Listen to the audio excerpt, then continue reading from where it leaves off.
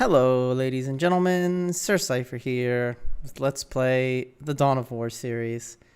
I'm planning to play every single Dawn of War and every single expansion, but we'll see how that goes. Normally I just get straight into videos, but I thought if you're just finding this video on YouTube, I should probably talk a little bit at the beginning, so if you find that my voice is incredibly annoying, you won't be wasting your time.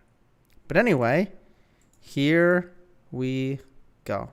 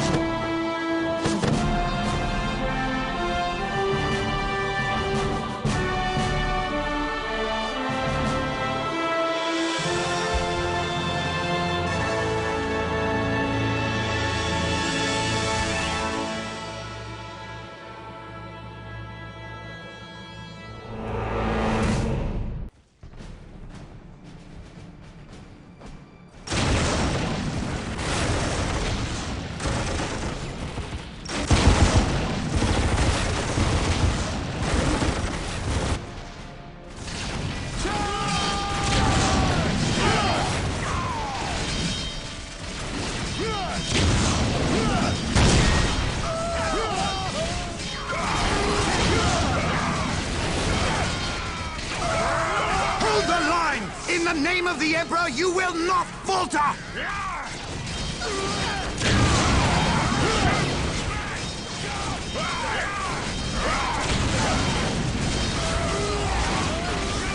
We can't hold! Run for your lives! Cowards! You will fight, or you will die.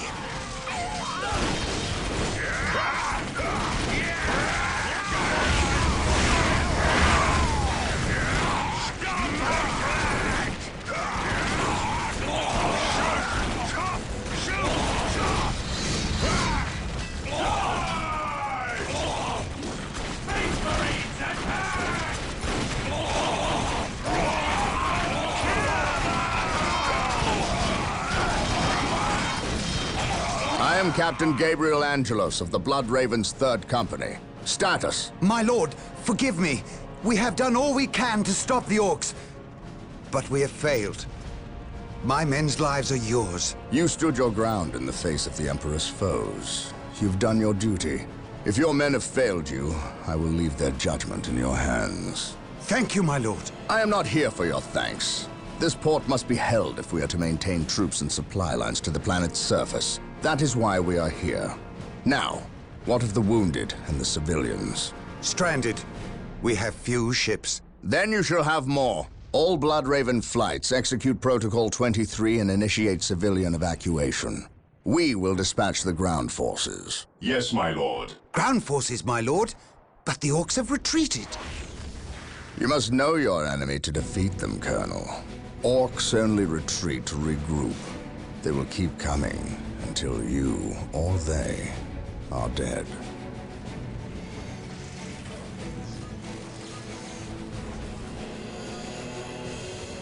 Brothers, let us destroy this alien filth. So here we are, ladies and gentlemen. This is the first mission in the first campaign of the first game in the Dawn of War series. It might not seem like it because nowadays I think Company of Heroes is more popular, but the original Dawn of War was very innovative, and most of the things that I think people view as interesting for Company of Heroes were actually first put in the Dawn of War series, or specifically Dawn of War 1. So you don't have resource gatherers. Instead, you have to capture resource points on the map.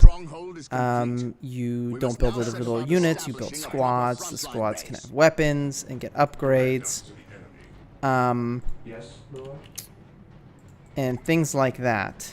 There's cover. You can't garrison units in buildings, but other than that, this is kind of the skeleton of the original, of the format that Company of Heroes kind of expanded upon. Now, we are playing as the Space Marines, who are sort of super soldiers in the Imperium of Man. They're not the original Space Marines. I think that honor goes to Starship Troopers. This is a book by Heinlein. And if you've only seen the movie Starship Troopers, in the book, they have like power armor. They jump around. They're called the mobile infantry. And they're not genetically enhanced, but they're like super soldiers basically. In Warhammer 40k, Space Marines are sort of a cross between, those kind of regular super soldiers and something like warrior monks. And there's multiple bases of them based on different planets, and they have different cultures based on what planet they're on. The Chapel Barracks lets us build Space Marines, and then we're going to build an armory, which will let us build heavy weapons for our Space Marines. Now, one thing that this game does have that the original Company of Heroes, or that Company of Heroes doesn't, is it has melee, and units can engage each other in melee. These just regular Space Marine squads, they're not great in melee, but they're not terrible.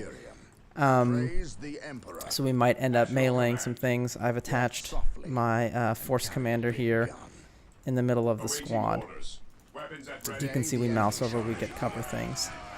If you have no experience with Warhammer 40k, basically you can think of, or I like to think of the Imperium of Man as the sort of Mad Max version of the Federation of Planets in Star Trek, in that humanity had this global, or this universe-spanning empire, and then there was a catastrophe that cut it off from each other. And there was all these planets kind of just out for themselves, and they forgot most of the knowledge that they knew. And in the end, there's this figure known as the Emperor who came in and kind of reunified it all. And it's a bit more complicated than that. But when he reunified the Imperium, he didn't, fix it. So their technology is still lost. There's still superstition and problems. They don't know how to make all of the things that they use. Sort of like in Mad Max, they're using cars and stuff from the old world that they've scavenged. Here they use, suits of power armor and spaceships and, special things. Some stuff they've rediscovered how to make, but a lot of stuff they only kind of have a vague idea of how it works and how to make more. One difference between this game and Company of Heroes is that you can reinforce anywhere. So as long as one member of the squad is alive, you can always add more members to the squad. So this squad, because my hero's in it, I'm giving flamethrowers because it's going to be doing close-in work. And then the other squads, I'm giving heavy bolters, which are a longer range weapon. You can see here that I'm attacking these guys with flamethrowers, which cause them to break, which is those red circles. And then you don't get pinned like you would in Company of Heroes. You just lose morale, which makes your units less effective. I promise the Company of Heroes references are going to slow down as we play through more of this, but I think at these days more people are probably familiar with Company of Heroes than are familiar with the original Dawn of War. One other thing I should mention is that I'm not playing this game stock. I'm playing with 2 mods, just for my own sanity. One of them is it's just some small configuration file edits to zoom out to get widescreen, like modern resolutions, and the other is a mod that lets you zoom out further because the default camera size and angle is like right here, and that's just, I don't know, that's just too painful in 2020 to deal with that little wimpy camera angle, so I'm modding it. So these are orcs that we're fighting. Again, my knowledge of 40k lore might be a little out of date because I have not played in a long time, though I'm actually starting to play again in preparation for the new edition. The orcs are sort of like, Excellent. they're basically a past civilization. Design them to be sort of the ultimate Beware the alien. fighting race, and not in that they're super powerful or strong, but that they're Capturing strategic points resilient, because the thing is with orcs, they look just like regular fantasy orcs, but they grow from fungus, so you can never really truly kill them all, because if you have any places on your planet that are unattended, orc spores will get into the ground, and months or years later orcs and goblins will just crawl out of the dirt. And they also have a sort of genetic memory for warfare, in that once there's enough orcs around, they'll naturally just sort of figure out how to make first like primitive weapons, like like swords and knives and axes, and then eventually technology like spaceships and man, this autosave is very brutal on the resources. Eventually they'll be able to get technology like ships and guns and tanks and all of that. So if any orc lands on a world and dies and gets its spores in the air, eventually the planet's going to be overrun with orcs unless you're constantly clearing them out. And if there's no competitors, eventually the orcs will figure out how to get off that planet and go somewhere else. They're also, and this might have changed since I last played, but they're also latently psychic, in that if enough orcs believe something will work, it will work. So most orcs believe that red paint makes vehicles go faster, so that means that any vehicle that orcs paint red, it will go faster, because enough of them believe it, so it happens. So a lot of orc technology theoretically shouldn't work, or shouldn't work as well as it does, but because they all believe it and they're all latently psychic, it sort of just works out. Now, these regular soldiers here are Imperial Guardsmen. Due to copyright reasons, they now have a different name that I don't remember off the top of my head. The Imperium of Man, in its great vastness and millions of planets, is sort of a feudal system. You can think of it almost less like a nation or an empire and more like a bunch of city-states, in that each planet has its own armies and its own defenses. They're called planetary defense forces, and typically only in the face of great threats do multiple planets need to come involved.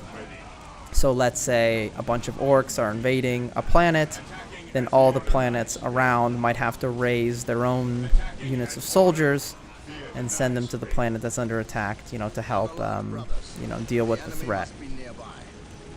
When you have even bigger threats than that, you might have to call troops from giant areas, or you might have to call in, for particularly dangerous situations, you might have to call in the Space Marines. or other things like Sisters of Battle, or other kind of special Imperial units. Originally in the lore, there's less than one Space Marine for every planet in the Imperium. There's typically only 1,000 of them in a chapter. This chapter is the Blood Ravens. And for serious threats where, you know, regular Imperial Guardsmen are just not powerful enough, you send in the Space Marines to deal with it. Now, the Blood Ravens,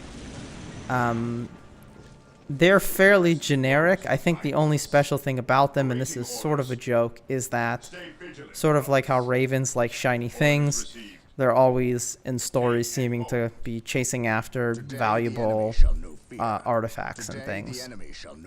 But Space Marines, you know, they live hundreds of years. They're veterans of thousands of battles, etc., etc.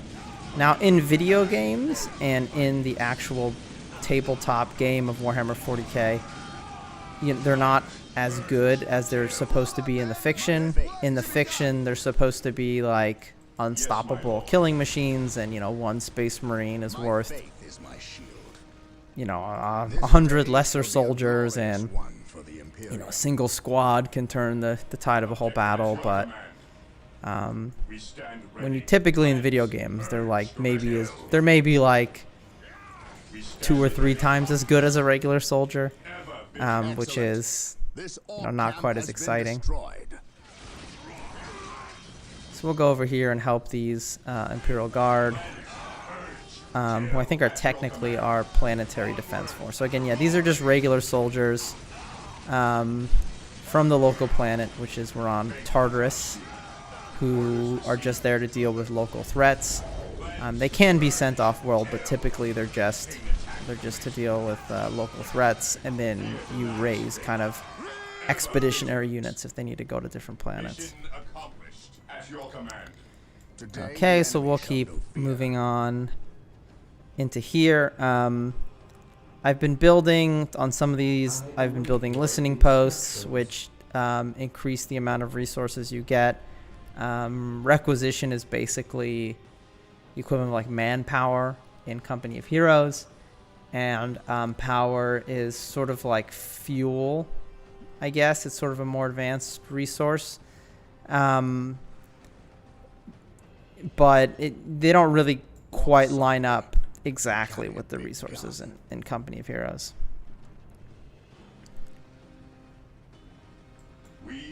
So if anybody else plays 40k or is thinking about getting back into it, let me know. I'd love to talk about it. I'm rather bored with everything that's going on with the pandemic and stuff. So somebody I can talk about with dorky models. I know, I think Matt in one of the comments said that he was playing a Space Marine army. I think I'm going to play Imperial Guard. Oh, the reason why Imperial Guard have a different name now is because a couple of years ago, and I may be simplifying a complicated legal issue, but a couple of years ago, Games Workshop tried to copyright the term Space Marine because they wanted to strengthen their intellectual property, and they wanted all of their names of all of their factions to be like legally distinct and to be able to be copyright, so that nobody else, if they want to make their own super soldiers in fiction, they can't call them Space Marines. And obviously they lost because, I mean, Space Marine is not a very unique term. So they basically changed all the official names to everything to kind of more Latin-y, highfalutin sounding names. So I think the Space Marines are now officially Adeptus Astartes, which were always kind of their kind of cool fiction name. I think the Imperial Guard is Astra Militarum. They all have different names now, but it's because, yeah, Games Workshop wanted to build it to have a stronger copyright. Now we're almost done with this, and I've kind of just been fiddle-faddling through, but as you can see, it's not that complicated. All you have to do is just keep your squads reinforced for this first mission. These guys have heavy bolters, which are like machine guns that they have to stand still to fire. These guys have flamethrowers.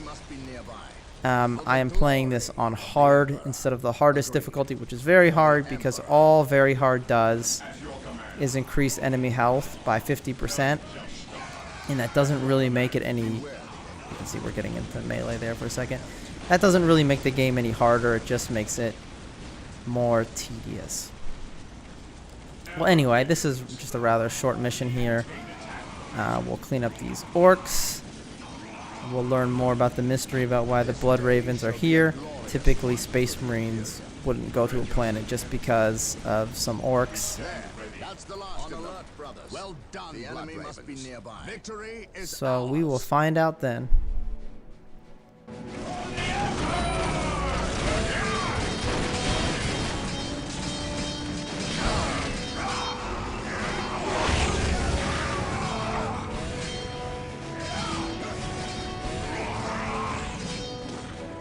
I am honored to be in the presence of a librarian.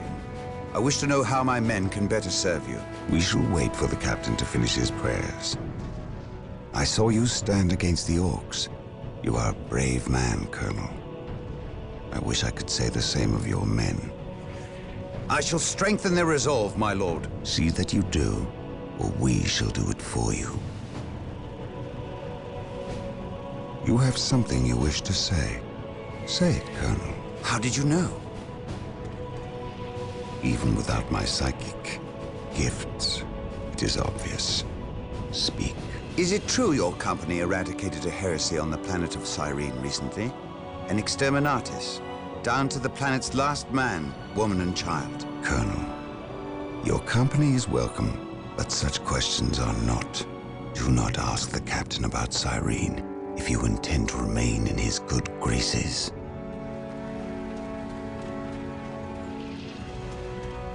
Brother Captain, the Colonel wishes an audience with you. Thank you, Isidore. My lord, my Tartarus 37th Imperial Guard Regiment stand ready to serve you in protecting the city. They wish to make amends for... They will have many opportunities to prove themselves warriors worthy of the Emperor.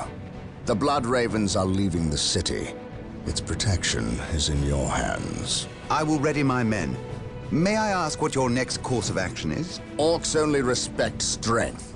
I intend to show them that we have it in ample supply.